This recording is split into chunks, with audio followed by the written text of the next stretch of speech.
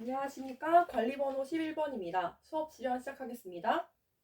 네, 여러분 안녕하세요. 오늘도 선생님과 함께 힘차게 국어 시간 시작할 준비 됐나요? 우리 국어 도우미 친구가 나눠준 활동지 다들 잘 받았고 모둠으로도 다들 잘 앉아있네요. 자, 그럼 우리 오늘 배울 단어명 함께 큰 소리로 읽으면서 수업 시작해봅시다. 여러분들 목소리가 아주 좋네요. 우리 오늘 배울 단어명은요. 지난 시간에 이어서 공동체와 의사소통 단원을 배우고 있습니다. 자, 우리 이번 단원에서 이번 시간에는 어떤 걸 배울지 학습 목표도 함께 큰 소리로 읽으면서 배울 내용 확인해보는 시간 가져볼게요. 함께 1번부터 큰 소리로 읽어볼까요? 여러분의 목소리가 정말 좋아요. 우리 학습 목표 1번은 바로 수필을 읽고 이를 바탕으로 개성이 드러나는 글을 쓰는 방법을 알 수 있다라는 게 첫 번째 학습 목표였고요. 우리 두 번째 학습 목표도 큰 소리로 읽어볼까요? 좋습니다. 우리 두 번째 학습 목표는요. 바로 다양한 언어 공동체의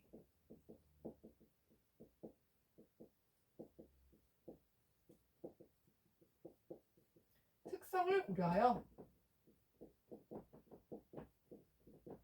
개성이 드러나는 글을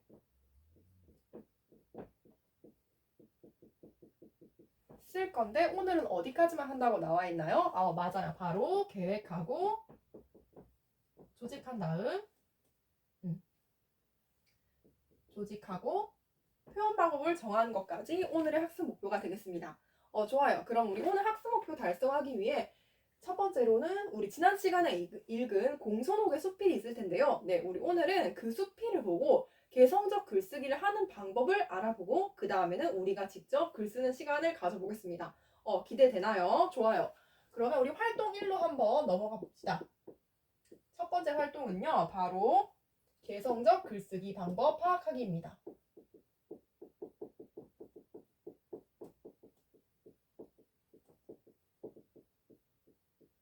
자, 우리 첫 번째 활동을 위해서 우리 지난 시간에 읽은 수필을 분석해보는 시간을 가져볼 거예요. 우리 수필 속에 드러난 개성적 방법을 파악해 볼 건데요. 우리 글쓰기를 할 때 개성적인 표현에는 어떤 것들이 있을까요? 지금 보현이가 말해줬는데요. 비유법이라고 말해줬어요. 우리 시를 쓸 때 자주 쓰는 거지만 비유법을 사용할 수도 있죠. 그리고 또 뭐가 있을까요? 뒤에서 또 얘기해줬는데 비유가 있으면 그럼 반어랑 역설법도 되나요? 라고 성욱이가 물어봤어요. 네, 맞아요. 반어랑 역설법도 돼요. 자, 그런데 여러분, 우리가 지금까지 그럼 이야기한 것들이 다 개성적인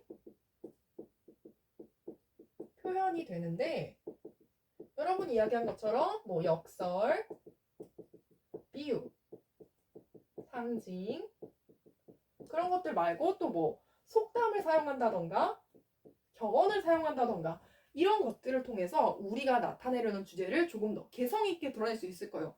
그런데 이런 개성 있는 표현은 꼭 표현에만 국한된 것이 아닙니다. 그럼 뭐가 있을까요?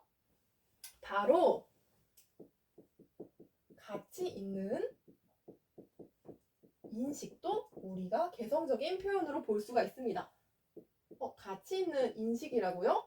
네, 우리가 예를 들어서 모든 사람들이 다 풀을 보는데 어떤 사람은 저 풀을 보고 저 풀이 흔들리는 모습을 보니 마치 내 삶과 같군 이렇게 생각하면 어때요? 개성적이에요. 그래서 우리가 가치 있는 인식, 일상적인 것을 가치 있게 보는 것도 개성적인 표현이라고 볼 수 있습니다. 자, 그러면 우리가 이렇게 두 가지를 봤으니까 우리가 공손하게 수필을 한번 모둠에서 같이 읽어보고 개성적인 표현이 드러나는 부분을 두 가지 찾아서 한번 모둠에서 정리하고 발표해보는 시간을 가져보도록 하겠습니다. 이해됐나요? 그러면 선생님이 활동할 시간을 총 15분 줄 테니까 15분 동안 모둠에서 함께 내용 읽어보고 표현을 찾아봅시다. 네, 여러분 어때요? 지금 선생님이 둘러다니면서 보니까 여러분들이 다들 잘 찾고 있는 것 같은데요. 맞아요. 혹시 시간이 더 필요한 쪽 있을까요?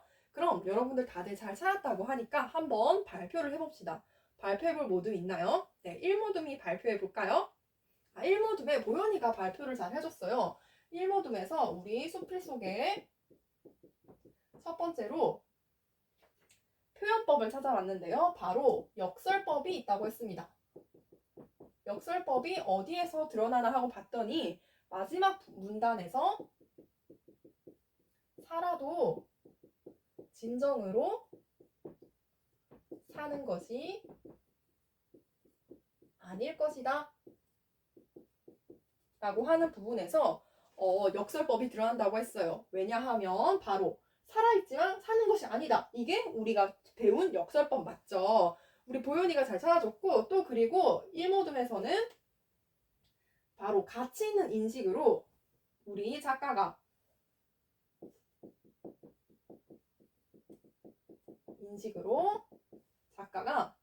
산다는 것은 나와 다른 사람과 끊임없이 소통하는 것과 같다 라고 인식한 것이 바로 가치 있는 인식이라고 찾아줬다고 했습니다. 그리고 근거도 잘 얘기해 줬는데요. 근거는 바로 우리 작가가 일상적인 경험, 바로 어린 시절에 고향에서 보따리 장수를 만난 것과 그리고 고창에서 있었던 일, 고창에서 손님 대접을 받은 것을 보고 결국 산다는 것은 항상 남들과 소통하는 거구나 라는 것을 깨달아서 이게 가치 있는 인식이라고 찾아줬다고 했습니다. 여러분 어때요? 여러분들도 다들 1모듬과 비슷하게 찾아줬다고 고개를 끄덕끄덕 하고 있네요. 그럼 여러분들 이렇게 함께 첫 번째 활동 마무리했다고 볼 수 있을까요? 네, 잘 마무리되었다고 하네요. 자, 그러면 우리 함께 수필을 통해서 첫 번째 학습 목표, 개성이 드러나는 글을 쓰는 방법을 익혀보았습니다. 네, 그럼 활동 2로 넘어가 볼까요? 혹시 질문 있나요? 좋아요. 그럼 활동 2 함께 보도록 하겠습니다. 두 번째 활동은요, 바로 개성이 드러나는 드디어 우리가 글쓰기를 할 겁니다. 첫 번째로 계획을 할 거예요. 자, 여러분들 우리가 직접 계획을 해볼 건데 우리가 개성이 드러나는 글쓰기라고 했으니까 오늘은 수필 쓰기를 해볼 겁니다. 수필을 쓰려면 여러분들 어떤 게 필요해요? 맞아요. 수필은 경험이 있어야 되고 그리고 또 맞아요. 깨달음이 있어야 돼요. 그래서 여러분들이 첫 번째로 할 활동은요. 바로 인상 깊은 경험을 떠올립니다. 그 다음에 경험을 통해서 내가 얻은 깨달음을 정리해보는 시간을 가져보겠습니다. 네, 여러분들 이렇게 한 다음에 여러분들 해야 할 게 또 있습니다. 뭘까요? 바로 두 번째는 우리 맥락을 고려하는 시간을 가져볼게요. 자, 여러분들 먼저 경험과 깨달음을 한번 내가 쓰고 싶은 경험을 깨달아본 다음에 떠올려본 다음에 그 다음으로는 맥락을 고려해서 세 가지가 우리 활동지에 나와 있을 건데요. 첫 번째는 목적, 그 다음에 두 번째는 주제, 그리고 세 번째는 독자, 그리고 네, 맞아요. 바로 언어 공동체라고 나와 있습니다. 다들 찾았나요? 맞아요. 그래서 우리 오늘은 자기가 쓰고 싶은 경험을 떠올린 다음에 내가 쓰려는 목적과 주제와 독자를 한번 고려해서 내가 쓴 내용을 점검해보는 시간을 가져볼 거고요. 그 다음으로는 우리가 이거를 모둠에서 대화를 통해서 구체화하는 시간을 가져볼 겁니다. 선생님이 이거를 모둠 활동을 통해서 진행할 거예요. 모둠 활동할 때 유의점을 알려줄게요. 잘 들으세요. 자, 먼저 첫 번째로 여러분들이 직접 경험을 떠올립니다. 네, 경험을 떠올리고요. 그 다음에 두 번째로 모둠원들에게 내가 떠올린 경험과 쓰려고 하는 그 깨달음 내용을 설명합니다. 네, 설명을 하는데요. 이때 다른 모둠원들의 역할은 뭐냐면 그 친구가 설명한 내용을 듣고 궁금한 점을 질문하고요. 두 번째로는 내가 언어 공동체의 일원으로서 친구의 글을 들었을 때 유의할 점이 있다면 그 점에 대해서 조언을 해주도록 하겠습니다. 네, 이해했나요? 자, 여러분들 모두 대화할 때 첫 번째로는 친구의 설명을 듣고 질문을 하고 두 번째로는 언어 공동체로서 유의할 점을 조언해주면 되겠습니다. 이해됐나요? 좋습니다. 자, 그러면 선생님이 오늘 이렇게 활동해볼 시간을 총 30분을 주도록 할 거예요. 30분 동안 선생님이 말한 순서에 따라서 활동 진행해 보도록 합시다. 어려움 있으면 언제든 손 들고 선생님 불러주세요. 네, 여러분 다들 먼저 경험과 깨달음을 잘 떠올리고 있네요. 우리 지금 이모둠에 윤우가 손을 들어줬어요. 윤우는 경험을 떠올리는 게 너무 어려워요. 자, 그러면 윤우가 어제 저녁으로 뭘 먹었을까? 불고기를 먹었다고 합니다. 근데 그 불고기를 먹었는데 그 불고기 누가 만들어줬어요? 아빠가 만들어줬어요. 아빠가 그럼 평소에 윤우를 위해서 밥을 자주 해주시나 봐요? 그렇다고 하네요. 그럼 아빠에 대해서 어떤 마음이 들어요? 선생님이 그래서 이 질문을 왜 했냐면요. 꼭 인상 깊은 경험이 뭔가 재밌고 특별한 경험이 아니더라도 어젯밤에 저녁을 뭘 먹었다 같은 그런 작은 경험도 우리가 글의 소재로 사용할 수가 있습니다. 네, 맞아요. 그리고 선생님이 말했듯이 개성이 드러나는 표현은 꼭 어떤 특별한 게 있는 게 아니라 작은 걸 가치 있는 것으로 봤을 때 그걸 우리가 개성으로 볼 수 있는 거죠. 좋아요. 그러면 윤우가 생각나는 게 있다고 하네요. 그리고 윤우가 혹시 더 생각나기 어려우면 친구들과 대화하면서 찾아봐도 됩니다. 지금 우리 여러 친구들이 다 경험을 잘 떠올리고 이제 다들 얘기를 잘 하고 있는데 선생님이 한번 얘기할 테니까 잠깐만 집중해 주세요. 자, 여러분 지금 여러분들 대화를 통해서 잘 하고 있는데요. 우리 활동 시간이 지금 타이머로 지나가고 있는데 활동 시간 잘 보고 모든 친구들이 대화를 할 수 있도록 대화 시간도 적절하게 분배해서 이야기해 보도록 합시다. 우리 오모둠이 손을 들어줬어요. 오모둠은 언어 공동체가 되는 게 너무 어려워요. 자, 그러면 우리 언어 공동체라고 했으니까 우리는 누구죠? 고등학생. 그럼 나는 고등학생 대표다라고 생각하고 한번 친구의 이야기를 듣고 조언해보면 어떨까요? 그러면 고등학생 대표니까 그럼 선생님 이거는 너무 우리 학교에 안 맞는 것 같아요. 이런 것도 되나요? 좋아요. 그런 것도 좋아요. 그럼 계속 해볼까요? 지금 사모둠도 언어 공동체가 좀 어렵다고 이야기를 해왔어요. 그러면 사모둠이 어떻게 하는지 선생님 잠깐 팁을 줄까요?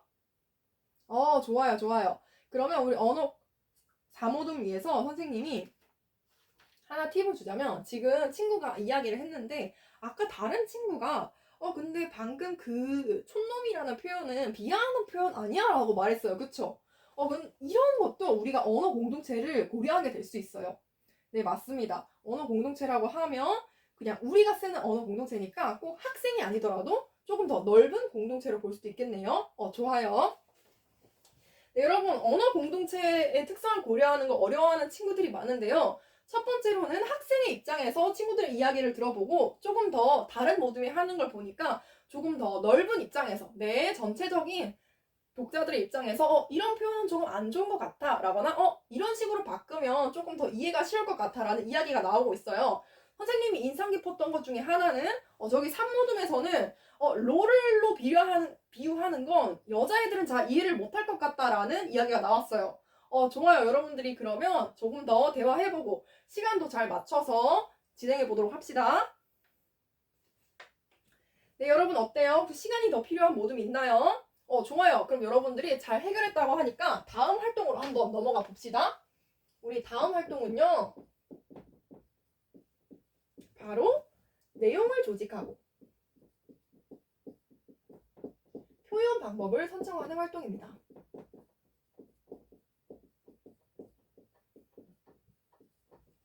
네, 여러분 우리 수필로 내용을 구성할 때는 어떤 구성으로 내용을 조직할 수 있을까요? 한번 생각해서 손 들고 이야기 해볼까요?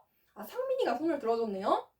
상민이가 정말 얘기를 잘해줬어요. 우리 앞서 배운 수필은 경험이 나오고 깨달음이 나왔던 것 같아요 라고 말해줬습니다. 맞나요? 맞아요. 그래서 우리 수필의 내용 구성은 바로 경험, 깨달음 구조를 통해서 나타낼 수가 있겠습니다. 이 경험이 만약에 여러 개라면 경험 1, 경험이 여러 개를 쓰고 그 다음에 깨달음 이런 식으로 정리할 수 있을 것 같아요. 만약에 여러분들이 꼭 이 구조가 아니더라도 우리 독자를 고려해서 깨달음을 좀 더 잘 드러낼 수 있는 구조나 아니면 독자의 흥미를 조금 더 보여줄 수 있는, 흥미를 유발할 수 있는 구조가 있다면 그런 걸 사용해도 좋습니다. 네, 그러면 이 구조로 활용해 보도록 하고 우리가 표현 방법도 한번 생각해 볼 거예요. 우리가 표현 방법이라고 하면 여러 가지가 있을 텐데, 자, 선생님이 우리 모둠에 우리 첫 시간이 나눠주게 있습니다. 네, 맞아요. 활동지 3이라고 쓰인 걸 한번 다들 들어볼까요?